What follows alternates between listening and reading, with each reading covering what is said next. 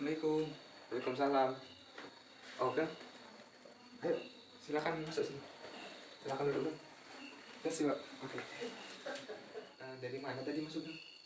Oh, saya dari rumah Pak. Kebetulan kemarin sudah kontak lewat WhatsApp dengan Bapak untuk bisa melakukan konseling hari ini. Iya, kemarin Mas Sugeng udah kontak ya, bahwasanya kita melakukan konseling pada hari ini ya. Iya Pak.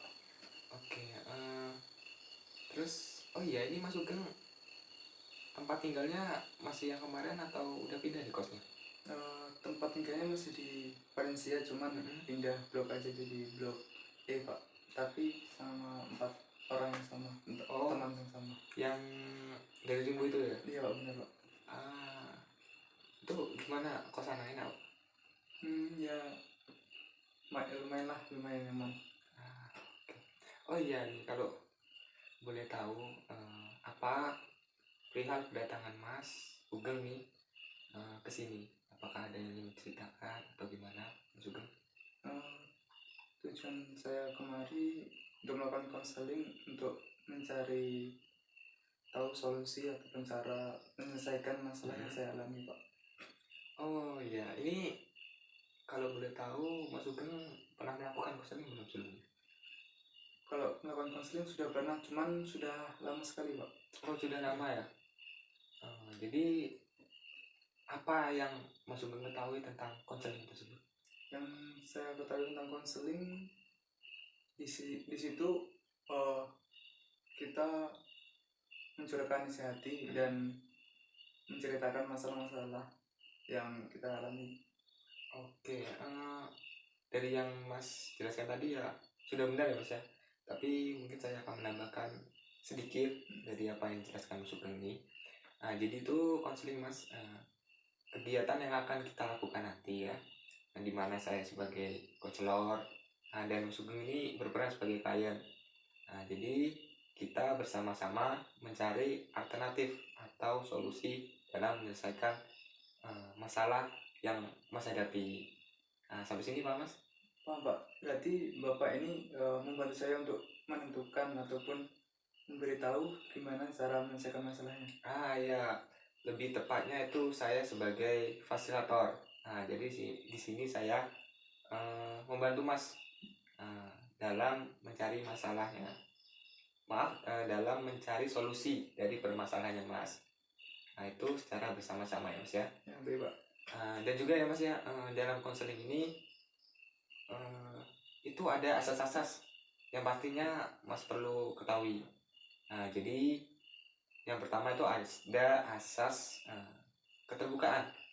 Jadi di sini saya mengharapkan Mas agar bersifat terbuka serta mau mengutarakan semua masalah yang Mas alami. Terus di sini juga ada namanya asas kerahasiaan. Jadi Mas Sugeng itu nggak perlu khawatir bahwasanya yang Mas ceritakan hari ini itu diketahui orang lain ataupun terekspos keluar. Dan terakhir itu ada asas kegiatan. Jadi di sini saya mengharapkan sekali kepada Mas Sugeng agar berperan aktif ya Mas ya dalam konseling yang akan kita lakukan nanti. Bagaimana Mas Sugeng? Masih paham? Paham Pak, berarti nanti saya akan melakukan konseling ini dengan kejujuran saya menceritakan semua yang sedang saya alami. Oke, mantap Mas Sugeng. Saya sangat senang sih Mas Sugeng sudah mau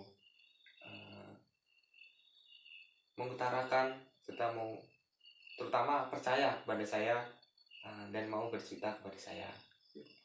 Oh iya Mas Sugeng, ini mungkin konseling yang akan kita adakan kisaran 30 menit aja Mas Sugeng ya. Apakah waktu itu cukup? Saya kira lebih dari cukup Pak. Oke. Kalau seperti itu mungkin bisa langsung kita mulai. Mungkin Mas Sugeng bisa menceritakan masalah apa yang Mas Sugeng hadapi saat ini. Masalah yang saya hadapi itu timbul rasa takut dengan orang tua Pak, terutama dari ayah saya. Itu kalau boleh tahu takut yang bagaimana Mas Sugeng ya? Yang saya rasakan itu takut dan cemasnya karena ayah saya itu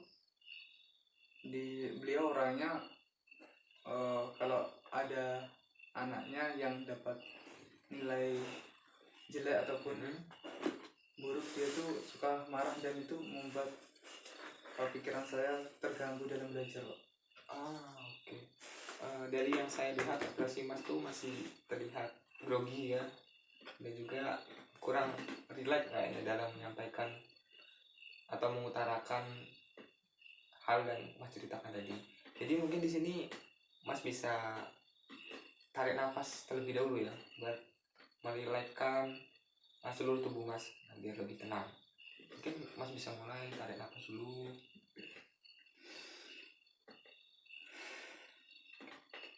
Oke, mungkin bisa. Sudah betul. Oke, sekarang sudah merasa nyaman bukan? Sudah rileks? Sudah. Oke. Mungkin ya Mas ya, dari masalah Mas yang ceritakan tadi atau paparkan tadi, saya sudah sedikit paham akan masalah tersebut. Nah, jadi mungkin dalam konseling ini saya akan menerapkan teknik psikoanalisis, ya Mas ya. Jadi teknik psikoanalisis ini adalah konseling yang membantu Mas yang terutama mengalami ketegangan karena kecemasan dan ketakutan. Tadi kan benar? Iya, benar Pak. Ketakutan dan kecemasan terhadap ayah saya. Ya.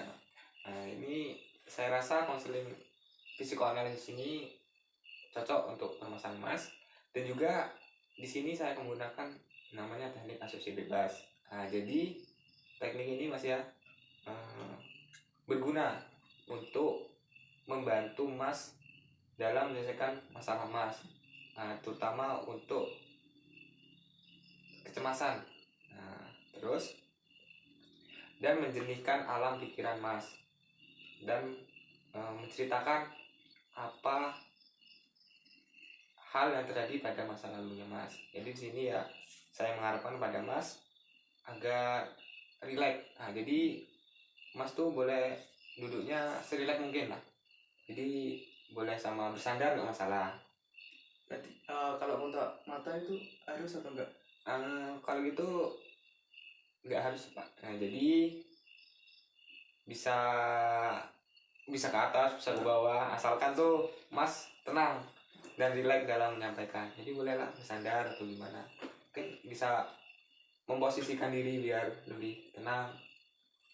Ya gimana lah Mas, biar tenang, biar enak. Mungkin udah Pak, sebenarnya. Mungkin udah ini, udah merasa tenang dan enak posisi duduknya. Sudah Pak. Oke, mungkin bisa Mas jelaskan lebih rinci lagi tentang permasalahan yang Mas hadapi sekarang ini. Jadi gini Pak,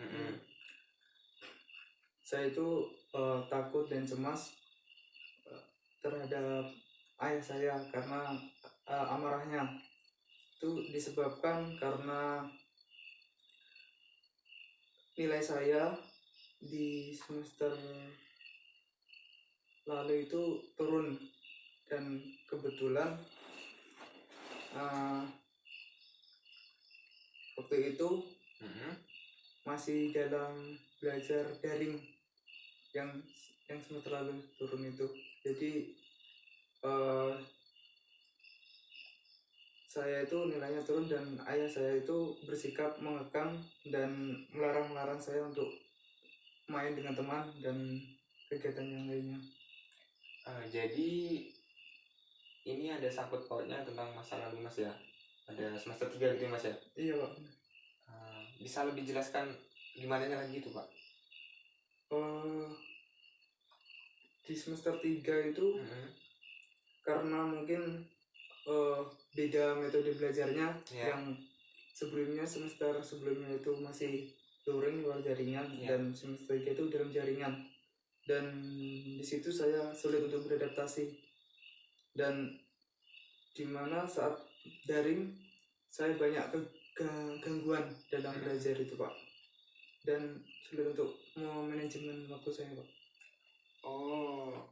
Itu kalau boleh tahu susah yang bagaimana nih? Apa karena pekerjaan atau ada hal lain itu? Jadi di rumah itu kalau pas pagi itu bantu orang tua lah. Pas pekerjaan itu ya motong karet kalau saya Pak. Dan itu pun di pagi kadang ada mata kuliah yang bentrok dan jadwal itu. Belum lagi ada kegiatan-kegiatan yang tak terduga seperti kayak antar ibu ke pasar ataupun urusan di tempat saya tinggal. Dan itu ya membuat konsentrasi saya dalam belajar itu keganggu.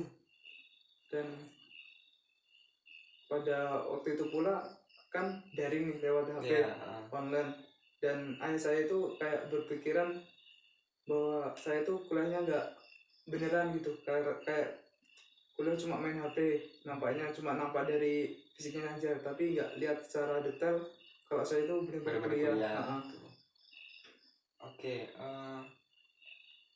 jadi kan ini Mas merasa takut ya dan cemas bahwasanya nilai ini akan terulang kembali, begitu?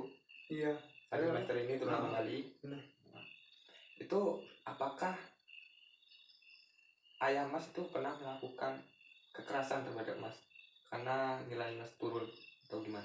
Kalau kekerasan terhadap saya tidak melakukannya, cuman dari sikapnya saja, karena orang tua saya berproses sebagai guru dan dia menganggap kalau nilai itu segalanya dan penting, dan itu membuat saya terganggu dalam belajar karena timbul perasaan down karena sikap ayah saya itu. Jadi di sini Mas ingin menghilangkan rasa takut dan cemasnya Mas ini ya? Iya benar Pak. Jadi apakah ada usaha yang pernah Mas lakukan dalam menghilangkan rasa takut atau kecemasan ini, sehingga kan di sini sangat berpengaruh pada nilainya Mas? Itu apakah ada usaha yang Mas pernah lakuin? Karena nilai saya takut turun dan nimbulin kecemasan, ketakutan ayah saya itu ya, saya sudah menanam keinginan untuk merubahnya agar supaya nilai saya tidak turun, dan cuman belum sepenuhnya itu bisa merubah nilai saya Pak. Jadi ya masih belum sepenuhnya lah. Jadi masuk ini masih belum maksimal ya usahanya. Jadi masih bingung apa yang jadi kadang masih ada rasa takut kalau membuat ayah saya marah lagi gitu. Jadi di sini Mas ya, mungkin saya hanya memberikan dorongan atau bisa dibilang motivasi kepada Mas, bahwasanya ya Mas ya, sikap ayahnya Mas terhadap Mas itu sebenarnya adalah bentuk rasa sayang kepada Mas. Jadi walaupun sifatnya ayah Mas itu pemarah dan sering ngomel, itu sebenarnya menunjukkan sikap kasih sayangnya yang besar kepada Mas. Jadi ayah Mas tuh ingin melihat Mas tumbuh menjadi pribadi yang mandiri serta pintar. Jadi ya saya anggap itu sebagai hal yang wajar. Dan mungkin ya Mas ya, dalam menghilangkan rasa negatif Mas ini, Mas bisa menunjukkan hasil yang lebih lagi pada semester ini. Jadi kan pas semester 3 tuh turun kan. Jadi pada semester ini Mas harus optimis bahwasanya nilai semester ini akan lebih naik sehingga membuat ayah Mas merasa bangga. Mungkin Mas bisa mempertimbangkan hal ini. Ya Pak, mungkin setelah ini saya akan menanamkan lagi dan berusaha untuk menghilangkan sikap ataupun pikiran negatif saya mengenai ayah saya, karena yang Bapak bilang tadi, kalau apa yang dilakukan ayah saya itu demi kebaikan untuk anaknya. Dan mungkin saya akan berusaha, bukan mungkin sih, memang untuk berusaha meningkatkan belajar saya agar nilai yang saya dapat bisa membanggakan kedua orang tua saya dan tidak membuat orang tua saya marah lagi. Nah, itu wah sangat bagus sekali Mas Sugeng ya, karena sudah merasa optimis kembali bahwasanya akan menunjukkan yang terbaik kepada orang tuanya Mas. Nah, itu saya sangat senang sekali. Lalu bagaimana perasaan Mas Sugeng setelah melakukan konseling ini? Saya merasa lega karena sudah mendapat solusi yang selama ini saya cari karena ketakutan kecemasan saya, dan sehingga saya dapat mengurangi apa yang mengincar dalam hati saya, Pak. Oke, kalau gitu ya sangat bagus ya Mas Sugeng ya. Nah, semoga apa yang kita lakukan saat ini, konseling kita lakukan saat ini bisa merubah mindset Mas kepada ayah Mas dan bisa merubah perilaku Mas menjadi yang lebih baik. Terus untuk kelanjutannya Mas ya, mungkin apabila belum ada perkembangan, mungkin kita bisa melakukan konseling lanjutan. Itu bagaimana Mas? Ya pasti Pak.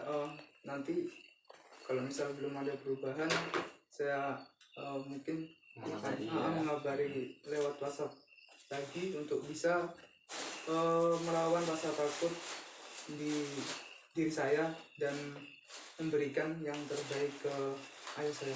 Oke, kalau gitu saya mendoakan Mas ya, mendoakan yang terbaik agar masalah yang Mas Sugeng alami ini bisa terselesaikan.